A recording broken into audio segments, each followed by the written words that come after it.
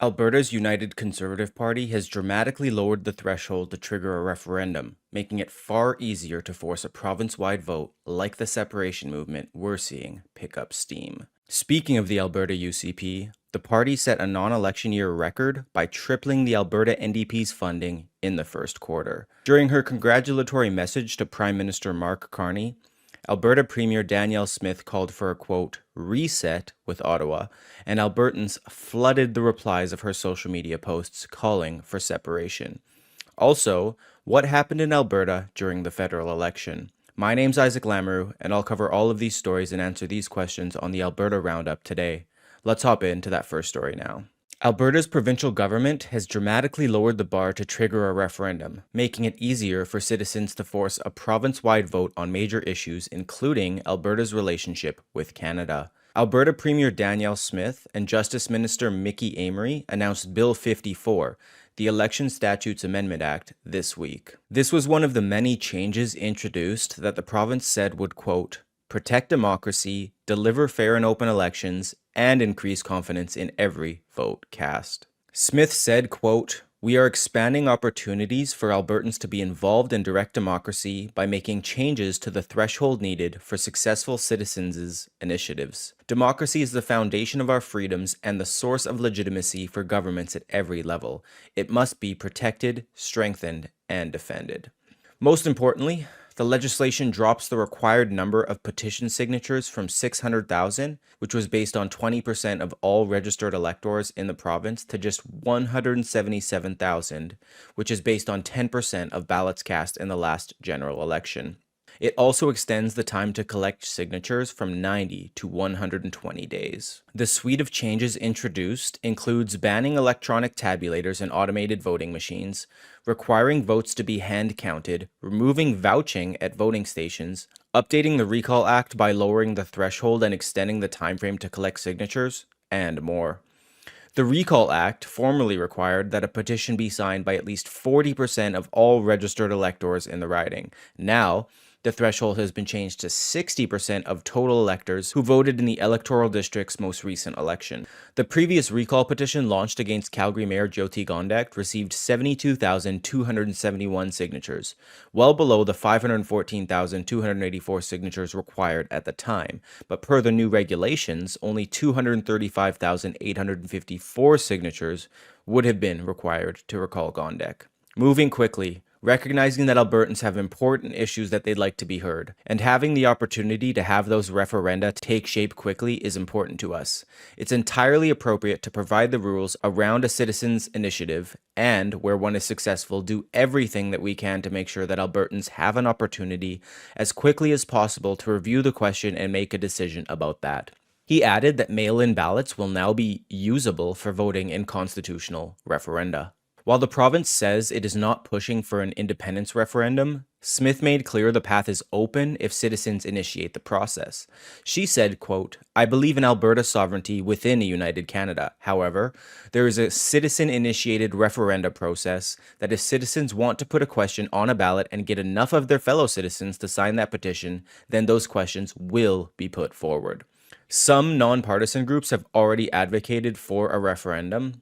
When I first wrote that article on Wednesday, a petition from the Alberta Prosperity Project had around 93,000 people registered, which had already increased from 80,000 that morning and 60,000 the day before, but then by Thursday morning, that number had already climbed to over 121,000 registrants, and the number continues to climb rapidly, and some are predicting that it could surpass 200,000 by this weekend. Once more than 177,000 signatures are collected, the group plans to present the petition to Elections Alberta for approval and canvass to collect the signatures within the now 120-day timeline. Alberta could be voting in a referendum to separate shortly. Moving on to our next story now, where we'll take a quick look at how the Alberta UCP is setting fundraising records. The United Conservative Party of Alberta said that Albertans are standing behind Premier Smith and that the numbers prove it. The party announced that for the first quarter of 2025, it raised $3.29 million, more than triple the Alberta NDP's $1.07 million. The party told True North that this was the strongest show of support for any party recorded in a non-election year. A party spokesperson said, quote, "Under Naheed Nenchi's leadership, the NDP is falling behind. Even Rachel Notley was able to raise more." The party said it enters the next quarter with nearly $8 million in total assets, while the Alberta NDP reported under $1.6 million at the end of last year. Smith commented on the fundraising as well. She said, quote, "The NDP's anti-Alberta, pro-Ottawa agenda continues to be rejected by Albertans at every turn. A mere 6% of the federal vote, and now this is great news. I will always put Albertans first, no apologies." She thanked all the Albertans who chipped in and said it shows belief in her party's work, which is protecting jobs, keeping taxes low, and standing up for Alberta. Now sticking with Smith for our next story, she congratulated Mark Carney for his election victory on Monday, but warned that Alberta would not tolerate continued hostility. She said the last decade of Liberal rule has made the whole country, quote, "weaker, more divided, and overly dependent on the United States." Conversely, she said Conservative leader Pierre Poilievre's vision inspired millions to see the unique potential of Canada. Smith said, quote, "While Liberals and New Democrats demeaned and demonized Albertans, our values and our industries for political gain, Mr. Poilievre made empowering Albertans and our energy sector a cornerstone of his campaign. His respect and admiration for Albertans could not have been clearer. He is and continues to be a true friend of Alberta." She added that Albertans remain frustrated that the federal government, which has attacked her province's economy, has returned to power.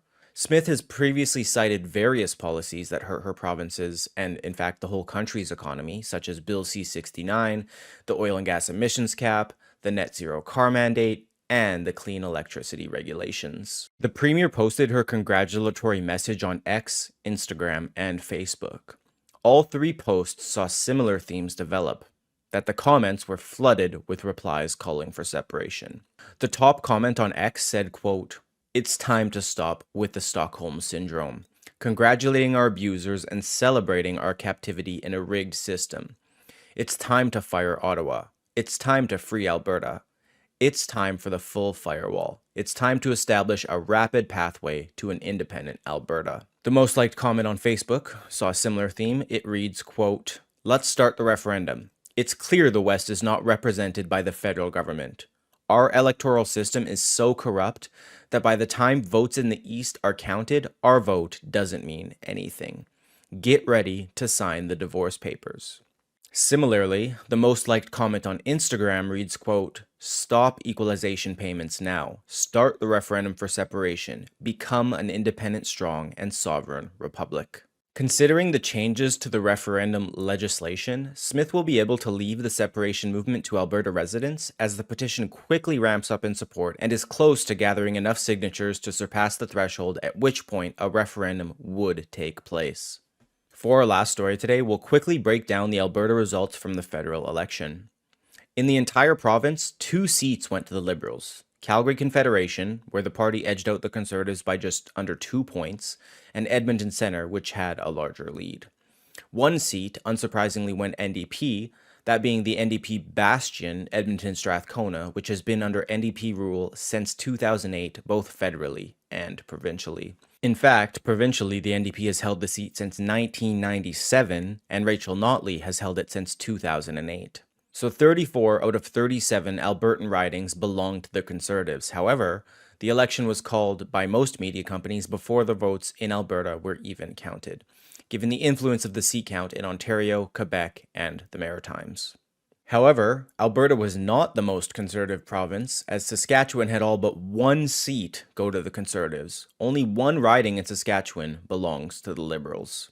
Like Smith, Saskatchewan Premier Scott Moe called for the feds to deliver the change that Saskatchewan clearly voted for.